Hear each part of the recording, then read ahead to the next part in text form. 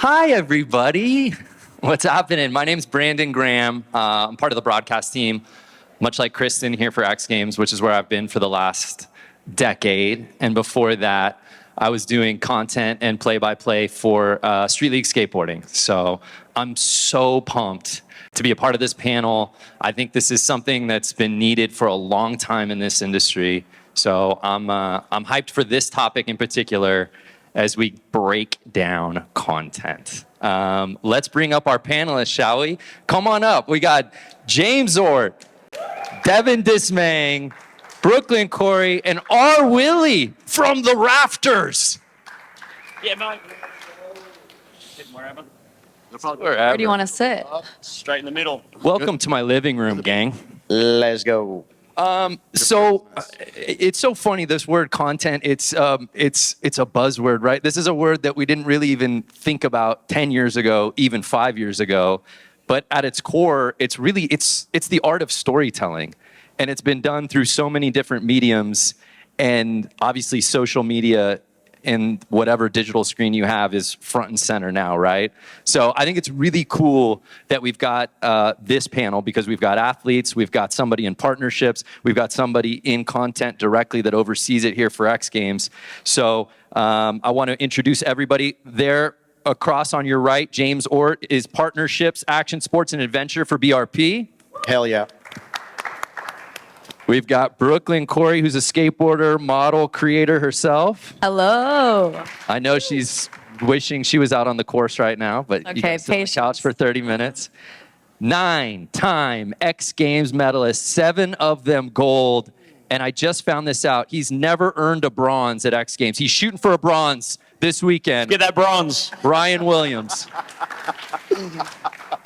And our director of digital and content here at X Games, Devin Dismang. Good morning, good morning, good morning. So, this is going to be the only softball we throw out here today, okay? Just so you know. How does storytelling drive engagement and emotional connections across mediums and platforms? And what makes a narrative compelling? I know that's a lot of things, but just to hyper-focus it, I guess more or less, what does content, meaningful content, mean to you personally and within your career?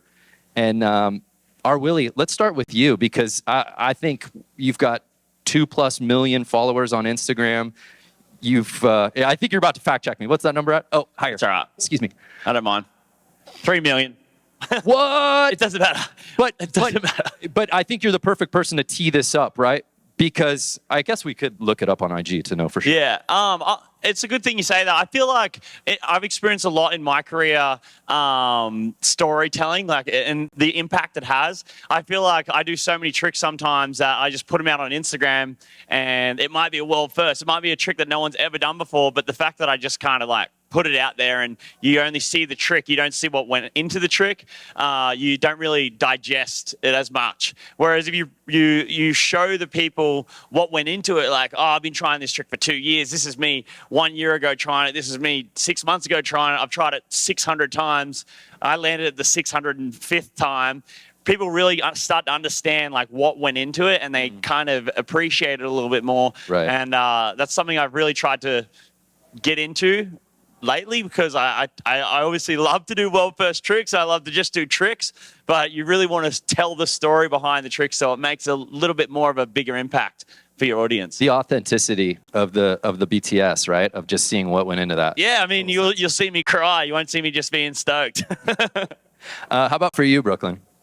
I mean, I think social media is so hard now because I think our brain span is 15 seconds. So I think any video longer than that is, I think we lose, what's the word I'm looking for? The attention span of people? Yeah, just the attention span's really small now. So I feel like to make a post and do something that is super story filled is hard to do, but it's also, I mean, like you said, you want to make a post that is seeing the action, everything going into what you're doing, not just landing the trick. Because I think people are oh my gosh, okay, you are going through something, and then landing it is, like you said, stoked. Yeah. And James, I'm curious, your perspective, the authenticity of a brand coming to the table with content, that's a little different than, a true creator or athlete. You kind of have to break through this perceived obstacle of just a brand. Hey, how do you do, fellow kids? Right. So I'm just curious how you guys approach that. Yeah. Before I dive into that, I just want to say how stoked I am to be here. I think in terms of my personal story, it's so sick to be able to speak to you guys here at the X Games, especially because me and my brother watched, we grew up watching the X Games. We saw Tony's 900 live and just absolutely lost our shit. And so, that itself kind of shows the power of these athletes and what happens here at the X Games. So just super stoked to be here. Man, sorry, I did not expect to be this nervous, but yeah, so branded storytelling, there's a lot to unpack with storytelling in general. And I think what's really interesting is like the biology of storytelling also. Like why do we tell stories? Why do we receive stories? And, like what makes the human brain want to tell stories? It's a survival mechanism. And, it's interesting that you're 22 times more likely to remember a fact if it's told in a story. And I think that just speaks to the importance of why brands tell stories and the importance of branded content. Man, a lot to dive into here with storytelling, but I think, we talked about authenticity, being critical, and just telling stories that really resonate with your audience, and what makes your audience kind of tick. What is their identity? What are their values? What is their culture? And it's particularly hard in action sports because this is a hypercritical community. Like We're haters. Dude. Like, I mean, if you look at the derogatory terms in action sports, kook, a Jerry, it's like what else is there? I just love it because half the people that say that can't even do what you're trying to do. Right. It's like haters behind the screen. Yeah, there's a ton of haters in action sports and in the world in general, but and I think that makes it harder because you have this hypercritical audience, and you really have to allow your brand to speak to those core lords, the like hardcore action sports industry, purists that are so critical. But then how do you also promote your brand and grow your brand and sell your product while also staying true? So I'm sure authenticity, that will be a very repeated word in this panel. Yeah. But when you look at what authenticity means, I think there's an element of longevity of your message to that audience. Like, are you just in it short term, or have you been in this shit for a while? Yeah. And are you going to continue to support these people for decades? And, I think we'll look at a couple like different brands that do this well. And one of the kind of like shifts in mindset that I had with partnerships was after talking to the Sunbum athlete manager, and I was asking them about their strategy, and he was like, dude, we don't really do one-offs. We don't really do influencer marketing.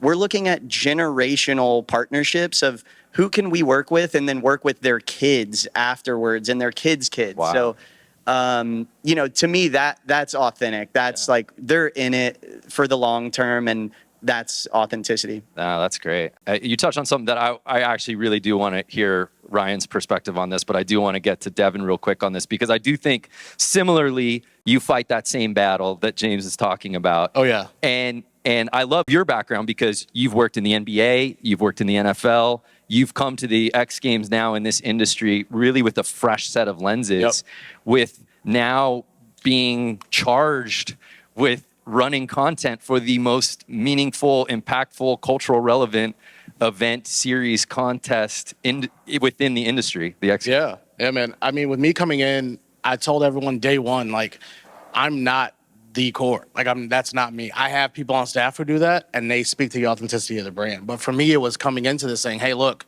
this has been such a protected brand, protected niche, protected genre of sport and just storytelling that the world should see it. I've watched your guys' battles for the last 8 months of me being here, to where I'm like, that interests me more than the world's first at the end of the day. Because how you did the 605 to where you are crying, where you are battling, where you are like, dude, can I really fucking do this? Like, then you do it on a world stage. That's a big deal. And that is what's going to make someone like my mom, who has never touched any of these things, care, right? Like, that's going to make someone like my wife, who's actually here, like, want to learn those stories. You know, we have kids doing some of the craziest things that we saw 25 years ago. We just had, you know, that happened at Vertilert a couple weeks ago, 3 times in a row, to where, like, I've had friends in the basketball space say, yo, what is going on over there? So how are we opening these doors back up to the world, to where we've almost overly protected this from everyone else? And for our social handle, that's like the first thing that we do. We, you know, you'll hear a lot of us say this over the weekend. You've probably heard it many times if you've talked to me or anybody on my team or above me, is like, with social, we're taking fun seriously and we're trying stuff all over the place. It is, you know, things on Twitch, things on YouTube, heavily more on TikTok, a lot more storytelling stuff. Our crew is even much bigger than it's been before, to where all of these visions and people who are coming in are much different than the standard industry folks who've been here for 10, 20 years. And that's been great perspective to say, hey, look, let's try it from this lens. And it's challenged what's always been the norm, which is just highlight. No, I want to see the journey, because at the end of the day, storytelling is visual journey telling at the end of the day. So how are we doing it in short form to keep attention? How are we doing it in long form? And how are we doing it live with you guys, with Twitch, with people that we're bringing in different areas over the weekend? You'll see with influencers and athletes and stuff like that. It'll be around, live streamers who are showcasing this through their eyes. Because we can tell the world, and I've said this before, we can tell the world everything about X Games in the world. But I need the world to talk about X Games and showcase it. Yes. Ryan, I think of, I remember your first X Games, I believe, in Minneapolis, at US Bank Stadium. And Technically. and we talk about you have been, I don't know that anybody pushes what's possible in action sports across any discipline than Ryan Williams. And I think when you were also the most innovative, or at least one of, scooters on the planet, and the gatekeepers of traditional action sports and BMX, that was a tough challenge, I think, for you to break through that wall. Your talent was undeniable, your mindset was undeniable, and certainly the clips and everything that you were putting out all of that had to combine to push you to where you are today. But how much of that do you think had to factor in to break through this glass ceiling and find that audience in this industry? I mean, I feel like I still haven't broke through it. There's always going to be people that are just throwing hate out there just to try to bring you down. But the funny thing is that Minneapolis actually wasn't my first X Games. I actually was at Austin X Games in 2015 maybe, and I was doing a scooter demo, and I actually snuck onto the mega ramp and did a 720 front, a world first BMX trick on the mega ramp without anyone knowing. But then Wow. So that's kind of a story. And if people know that, they feel inspired. You know, I was just a little scooter kid that just loved riding scooters, and I got my chance to be at X Games. It wasn't to compete. It was just to do a demo. And obviously I said yes straight away, just to be close enough to go to an X Games, to see an X Games. X Games got me into action sports. And I always want to be able to tell those stories, because I think that's the most important part. I feel like if you know that, then you know, being a 12-year-old kid, you can make it. You know, you might just look up to you might look at Colby Raha and go, what? Like, how he's just going 50 feet off a quarter pipe, and you don't understand how he got there. And if you got to see what he went through, he started at the bottom and now he's right at the top, you know what I'm saying? So if you can see that journey, I feel like that's the most important thing in action sports, and it makes people appreciate it a little bit more. You know, I sit in the athlete lounge, everyone knows I ride scooters, I still ride scooters, and no one cares. When they used to, it might be like, oh, this is a bit weird, but I've just smiled at them. I've just had confidence. I've just come to X Games. I've just won 9 medals, and they go, "Oh man, it's pretty cool to be a scooter rider now." And that's been my goal, and that's what I'm going to keep trying to do. Well, at a certain point, the talent is undeniable, right? Like, the cream rises to the top. Like, if you came in and weren't placing or weren't getting through eliminations or whatever, like, oh, okay, he came and went. That was a fad. I mean, if I came and I sent it and I didn't land it, that's still appreciated. And we've seen that before, but that's also probably, to James and Devin's point, is breaking through that concept that a lot of mainstream non-endemic have, is like, is this just, especially big air stuff, is it just glorified stunt work and not really putting into consideration the athleticism that goes into just about anything any of our athletes do? I could also add that like it's hard to capture that and portray it. So you kind of need good directors around, or someone that's good at capturing the content or getting the emotion out of the riders and being able to show that and capture it. I think that in itself is really hard to do, and it's obviously sometimes really hard for a rider to do, because you just hit a ride, like that you focus on the contest. It's hard to be there for the social media stuff, and like, but I know it's important, and that's why I kind of go, all right, let's just do it. But I'm so nervous about doing the contest that it's sometimes hard for me. But I know what it means to the fans to see it, and yeah, it's. But hard, don't more opportunities come your way? More opportunities come your way because of your willingness to break out and not be afraid to want to say yes to things and do stuff? Yeah, I think I feel like it always is best to just say yes. It's almost like the Yes Man, that movie, Yes Man, and his life like becomes better when he just says yes to everything, even if he's doing something that he doesn't want to do. At the end, it ends up being like a positive. So I always try to be out there, and I mean that's why I'm here. I'm doing this. Let's go. I got practice. I was going to say, that probably brought you Yes, man. into the middle of that couch. One thing I want to add, similar to what you were talking about, is so many non-endemics are coming into this. How are you simplifying the sport for them? We had a whole meeting about this one time, my first 3 months here, and I said, we have a girl who runs our strategy. She goes, look, I can see someone do something on a BMX bike and see how cool that is. But on a skateboard, I don't know, because it's a smaller, obviously device, smaller instrument to do the stuff. So how are we explaining that to someone who has just no idea? If they do it for the first time, how are you simplifying it? So on social, we have fun with that, to where like, we did it with Winter Aspen, and I'm blanking on the snowboarder's name, but when he did his 4-story send, we're like, how high did he get? And it was like, Wiz Khalifa, Snoop Dogg, like those guys, to where those things showcase how, the rate of it, and like, holy crap, then you showcase the highlight, and that goes crazy as well. So simplifying it for one audience, but also not robbing the core audience of the actual highlight is key, because now you're appeasing both, and you're able to showcase to someone new who's actually going to care and understand it in their language. Yeah, that makes sense. Switching gears for a second. New technologies, trends, especially being on social media all the time. Do you guys feel, and Brooklyn, I'll start with you, like a level of pressure to not only keep up on the daily of what's new and what's fresh? Is there any brands or anything from an influencer creator standpoint, they're like, hey, we'd really love for you to do this on TikTok or this on IG? I think trends are something that happens daily, and I can never keep up with them because there's something new happening every day. Whether it's like sound bites on a, like on a certain video you want to use, that's like a trending audio, or a trend that's just on TikTok. I don't ever feel pressured to do certain posts. I think I'm very like authentic to myself, and I told you earlier, I just like post what I want to post, and I do a lot of storytelling with like things that have happened in my life, and I try to be very like true to everything that's happened in the story, with myself and my journey, and just skating and being a woman in skating and how that is.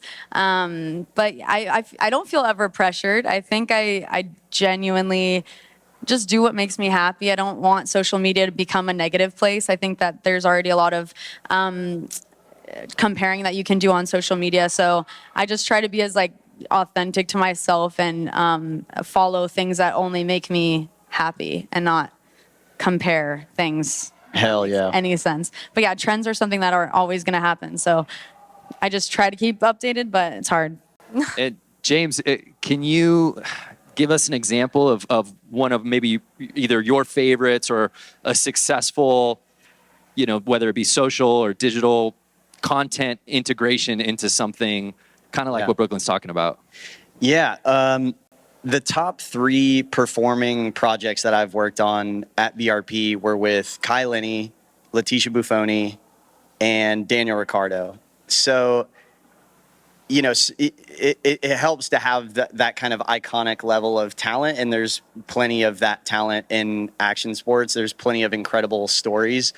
But I think what really made those projects successful was the channel-specific content creation. There were assets made specifically for Instagram, for TikTok, for YouTube. So it's become such a complex landscape where every project really has to be well thought out in terms of distribution. And, it used to be that content was king, but now it's like content's queen and distribution is king, because you really have to have a full 360 paid, earned, shared, owned strategy behind every project that you put out. And I think the social element really is that's the short form, that's where you're drawing them in, but then you lead them to the long form and tell a more proper story once you have their attention there. So with all of those projects, we really had some kind of story that had a human element that really resonated. And I love what you said about just being real with yourself and with your audience. I think that's just so key. But Kai's story was about brotherhood and the bond that he has with his brother Ridge and how that's helped push them into uncharted territories of big wave surfing. I have a brother. I can so deeply resonate with that story that, I feel an emotional connection when I watch that content. With Letitia's, it was about paying forward, the mentorship that she's been provided from the community, and how she's paying that forward to the next generation. And you can see that with her and Raisa and some like the younger generation of skaters that she's mentoring. It's really, really cool. And then with Daniel Ricciardo, it was more about how he's preparing for his races off the water. We kind of did like a tongue-in-cheek, little bit comical content piece about how he uses jet skis and Sea-Doos for preparing for the Miami GP, the first ever Miami GP. And so I think having that human element is super critical. And, whether it's short form or long form, it just has to resonate with people and bring out some kind of feeling or emotion and just make people feel something, whether it could be, I used to joke that one of our new KPIs was going to be gallons of tears, which is, a joke. We're not trying to make people cry, but if you can, Dove does a great job with that. Their shit is emotional. Like, I almost cry watching some Dove ads. It's just like, damn, guys, chill out.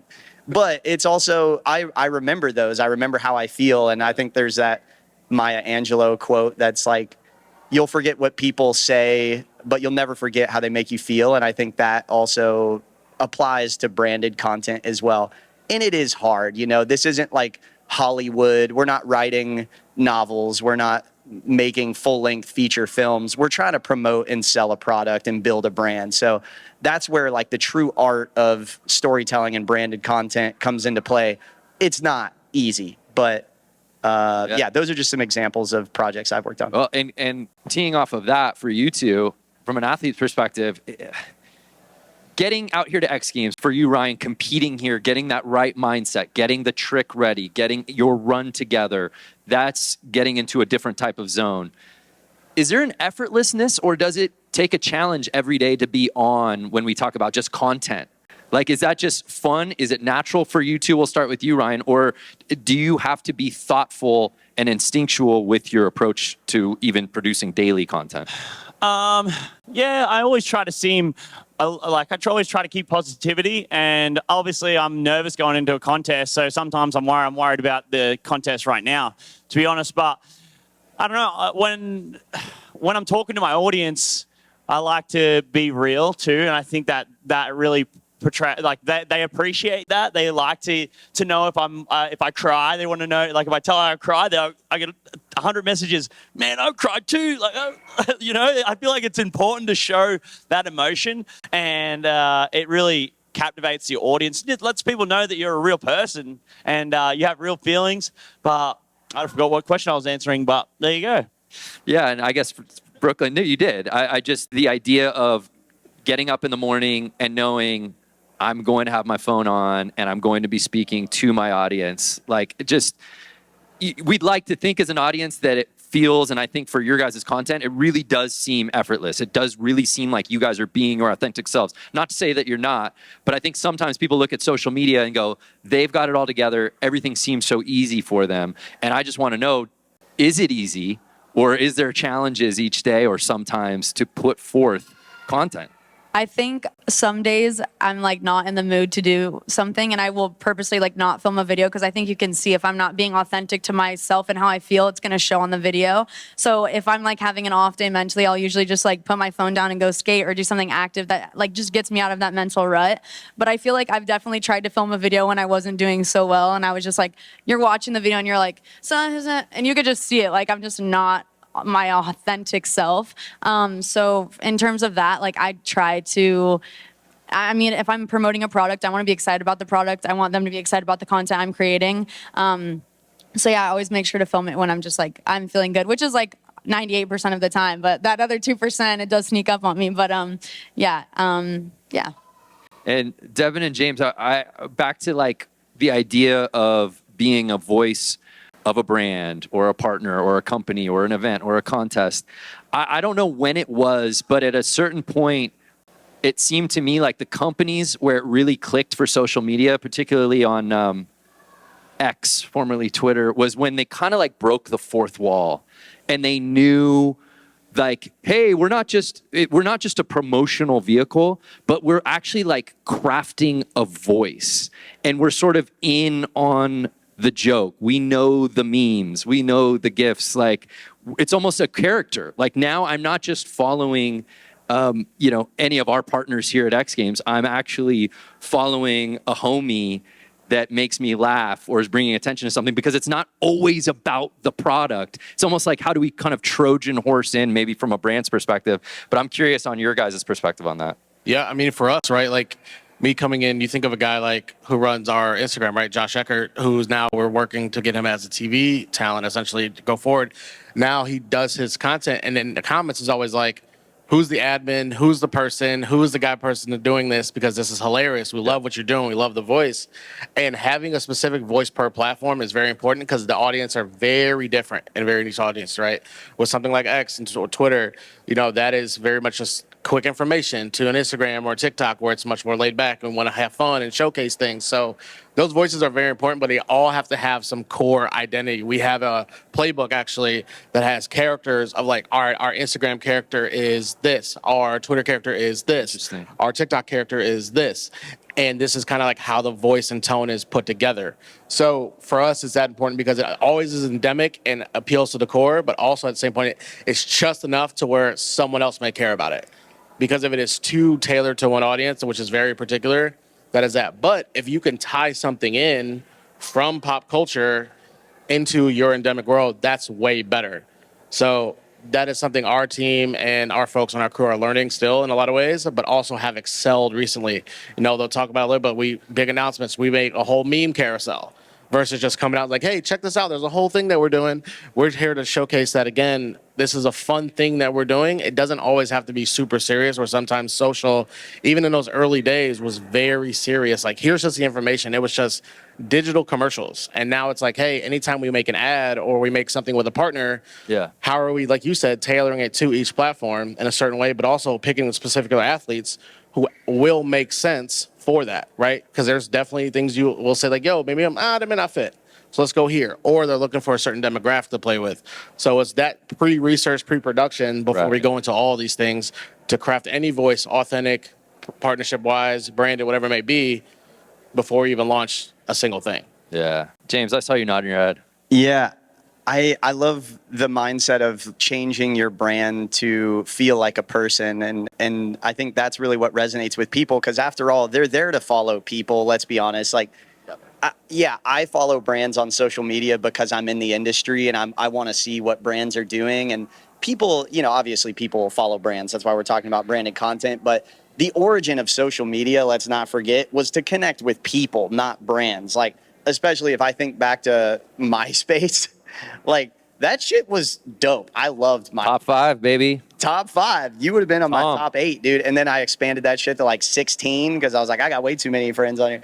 But anyway, kind of that, the origin of why people are even on social media is to connect with people. And if you can make your brand feel like a person that they would want to hang out with, or, they either need to resonate with, like part of that personality that you're portraying that reminds them of themselves, or it needs to be something aspirational that they, would want to be like that brand persona. My favorite part about my job is having a platform and a product that encourages people to get outside. And I think that's an important thing, you know, of all the messages that I want to relay today is like really think about your messaging as a brand. And I mean this kind of like, and as an athlete too, because there's been such a, you know, and this is the unfortunate side of social media, is the decline of mental health as the consumption of social media and content has increased. So, you know, I don't want to get too doom and gloom, but like it's a serious problem. You know, there is a definite correlation with depression and suicide, unfortunately, as these platforms are consumed more and more every day. And that's not going to change. You know, there's 6 billion people on social media now. Is that right, Devin? Something like that. Very close. I'm not a math guy, but It's in 2017 it was 2 billion. So it's fucking crazy how much time people are spending on screens. So I do think it's important that as a brand, as a person, an athlete, you're really considering what is your messaging and just like communicating something that matters. Like Right. From a human element, brands are run by humans to humans, and we have to keep in mind that there are some downsides, and you know we shouldn't be encouraging people to be on platforms fucking 5-6 hours a day. So just keep that in mind. And again, going back to, I love that our products get people off social media. Ironically, Right. I don't know how I made this panel because I'm like, everybody get the fuck outside and go do something fun. But yeah, you're right on. And yes, social absolutely can be a cesspool. However, sometimes all it takes is that one person where you feel like you're reaching and connecting. And that's why I'm curious for you two who are so positive, Brooklyn, with your story, and Ryan, yours as well. Just, I'm sure when you get those positive messages or people DMing you saying, hey, I was really struggling or I was going through something, but God, man, following you, consuming your content is like giving me stoke. I mean, from my perspective, that must make it all worth it for you too. The amount of hate that I get, if there's one message that like is a positive, that's literally the reason why I'm posting what I'm posting. So yes, negativity on social media and the depression that can come with it is a big thing. But I feel like if you're following the right people, like I said before, that are like inspiring you to be better, or a positive message, or it's you're following something that you're not comparing yourself to constantly, I think social media could be a more positive way. At least that's how my feed is. It's like all skating, all happiness, like all animal stuff. There's a lot going on, but it's something that I look at that makes me happy. So, but yeah, positive and negatives, but the positive is always outweighs. Yeah, I feel like I love negative comments. I feel like if you give me a negative comment, it's like sticking a firecracker up my ass. Makes me want to go even harder. I feel like I wouldn't be sitting here right now if I wasn't a scooter kid that got bullied at the skate park. I feel like I wouldn't be sitting here if I was a BMX rider that didn't get crap for riding a resi ramp, you know? I feel like at the end of the day, you're always going to have people that hate you. It's about building mental fortitude. And I love it when people will send me a message like saying, oh, you inspired me to do this, or do like to ride a scooter, or to ride a BMX, or just to ride a poker stick, whatever you want to ride.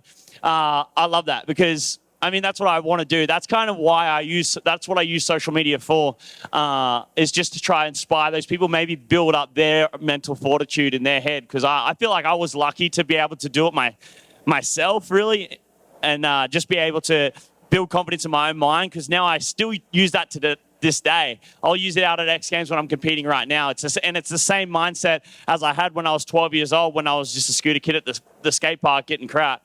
It just has followed me through my whole life, and it's the reason why I've been successful. So yeah, keep the comments coming. I'll keep riding harder. thank you for making scootering cool, by the way, because I was a scooter kid at the skate park, just getting absolutely shit on by everybody, and now like if I went back as a scooter kid, I'd be cool now. So thank you. I'm just pumped we got another scooter demo at X Games. I mean, I feel like it kind of created my road to X Games, because I snuck in using an X Games demo. Well, so be careful with these guys. Once our executive team found out that story, and then you became this global superstar, they're like, man, we're sitting on a gold mine. We don't even know. Bring the scooter kids back. Who's the next Star Willie? Like I didn't say it until I think I told the story after I won a gold medal, so I could stay in. I didn't want him to get up. Like, go, hang on, you Security. snuck in. You're out, mate. I wouldn't suggest anyone do that. I was highly confident in myself, and I had put in the work. I'll wrap with you, Devin, as we complete this thing, and thank you guys so much for your time. But I guess just from your perspective now, seeing we're all out here at Ventura, year number 2 at Summer for X Games, what is the brand's goal by Sunday night? What are you guys hoping to achieve, all in all? The 3 bullet points are our social pages are literally the windows to these guys, first and foremost. Whatever y'all do, we want to showcase it tenfold. That's number 1. Number 2, I've said it before and I'll say it again, we're going to take fun seriously, and you're going to have a ton of things that you've never probably seen on social on our pages in a very long time. We have a lot of very cool guests coming, a lot of things that we just are trying for the first time. And number 3, successfully on our side, it's really just making sure that we aren't doing the same shit that we've always done for years before. Preach. That's really it. If this feels anything like last year from social and beyond, then we have failed. The goal is for this to feel different, to be fun, to be energetic, to showcase everything they do, not just on the courses, but off the courses, hanging out with the family, emotional ties, creating feelings. All of these things are being encompassed. So those are our biggest 3 things for the weekend. And if we can do that, that's a success. Amazing. Hey, big round of applause for our panel, James, Brooklyn, R. Willie, and Devin. Thank you guys so much. That's going to do it for our content panel.